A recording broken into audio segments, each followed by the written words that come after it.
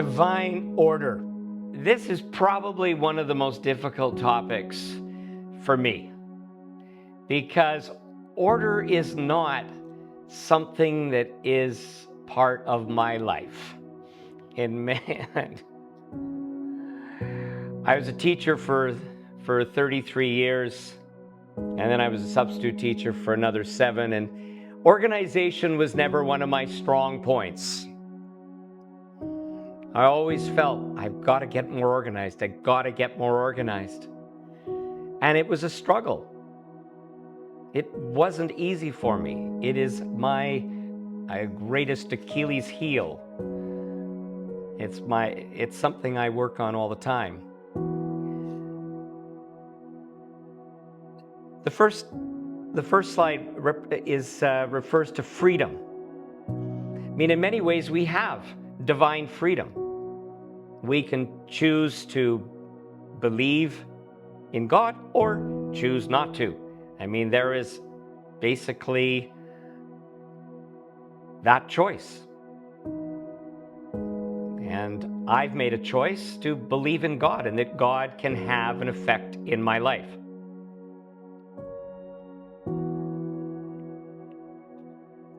We also have many, many different points of view.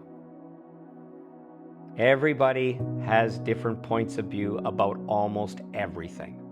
So at times it's very hard to actually just agree with everybody, because we don't. We simply don't. When I think of order and I think of divine order, it does bring to mind a poem by Robert Burns. And it's a phrase that many of you have probably heard. There was a book written called Of Mice and Men. How many people have heard of Mice and Men? Well, it comes out of a poem by Robert Burns. So I'm going to read that poem. We sleek-it, cowering, timorous beastie, oh, what panic's in thy breastie! Thou need not stare awa sae hasty with bicker and brattle. I would be laid to rinna chase thee with murdering prattle. Murdering pattle. Okay, so Robert Burns this comes from his personal experience. He's putting the furrows at the end of the season into his field. And as he's putting these furrows into the field, he disturbs the nest of a mouse. And the poor little beastie, the mouse, he just senses the fear of, okay, my home's, but you're going to come after me with a murdering stick, a paddle.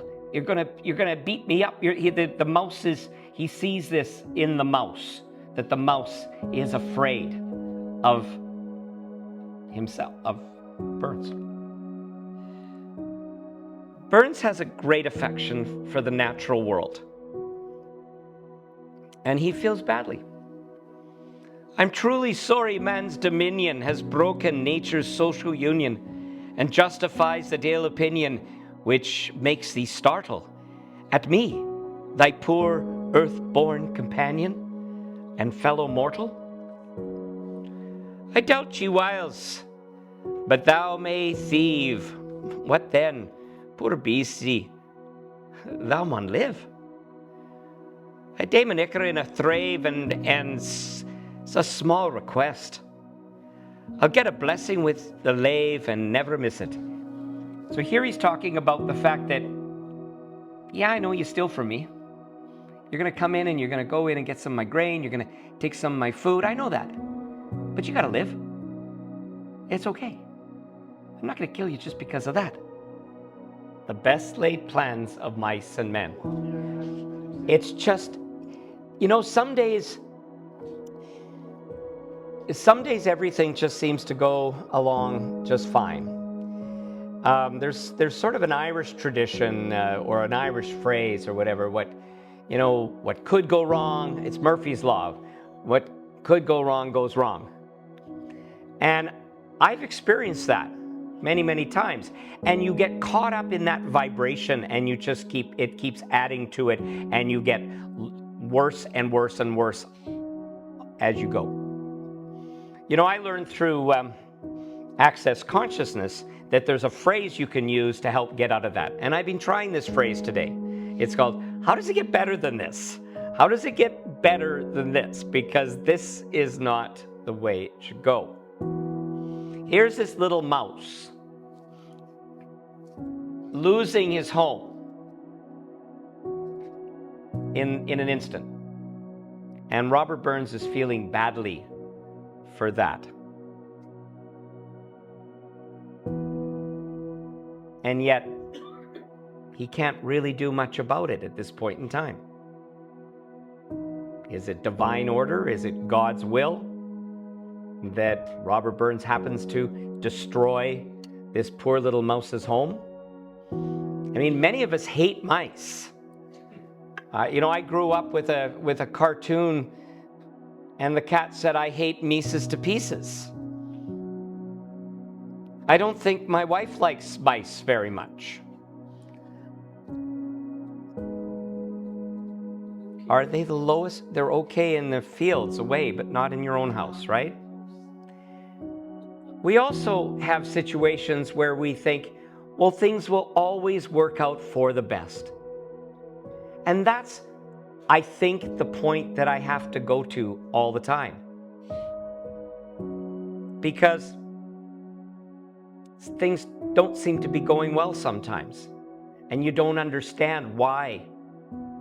Martha Creek, in our session, I went to the Unity Canada conference in Calgary recently, and she has this little thing she was doing, and, oh God, for all I've done for you, and when things are going wrong in her life, oh God, why are these things happening to me? But they happen to all of us. Why do they happen to us? Even when we are connected with God and connected with that divine spirit, and we're coming out to church and to Unity on a regular basis, why do things seem to still go wrong? You know, I think God is teaching us how to react. I think one of the things that I've learned, even through my experience with Unity and in the last 10 years of my life, is to react in a little bit more peaceful way. I try not to get overly, you know, having my wife right in here with me and smiling, she knows I'm not far from being perfect. Today, I've really tried hard to, what can I do about this? Okay? Things are gonna have to work out for the best. First of all, we have plan A. And then we have plan B sometimes. And sometimes we have a C, D. And I think what we need to do at one point is just, it's called plan God. You know, let go and let God. There's times when I can't find something. And sometimes it's just, you have to let it go. Like you can search and search and search and look and look and look, and you can't find it. Like a pair of glasses that I just found were missing, and different things happen. These kinds of things happen in my life. And yet, at the same time, when I feel like God has helped me get through it, either, oh, God's, now, oh, there they are, and I wasn't looking in that spot, or I just happened to look, oh, that's what I was looking for, it's right there. It was being in front of my eyes the whole time. A friend of mine at the workshop says, you know, it's kind of funny, it's always in the last place you look. Yeah, so I thought about that for a minute. I says, yeah, what if you found something that you're looking for and decided to continue to look? What would that do? Probably it's a waste of time, isn't it? Just a total waste of time. So we have our different plans. We're preparing for a wedding with my daughter this next Saturday. And so we will not be here. Carla and I will not be here next Saturday. And so we're planning things. She wants to have a screen and a presentation and a slideshow. And so we can't just hang a screen there. We have to make plans of how we're going to do it. So right now our plan A is that we set up a fabric screen on some tripods, and we're going to be able to project the image onto there, and we want to have a practice tonight to see that this is all working. We do have a plan B. I've got some structural ideas of building a frame to hang a professional screen like this that comes down. But it requires a lot more structure than a portable, lightweight tripod arrangement for screens. So that's plan A. So if that works well today, it's going to save me a little bit of effort, because then I don't have to work with the plan B. I don't know if there is a plan C. I think that's it. So that's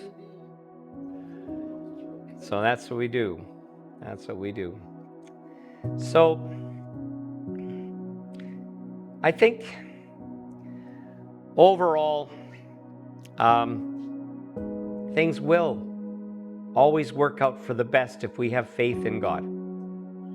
So many people become despondent, and they become depressed because they feel everything's happening to them. And so often that's the discussion that people have in their life. And the people that don't have God in their life really seem to be lacking that connection that things will work out for the best.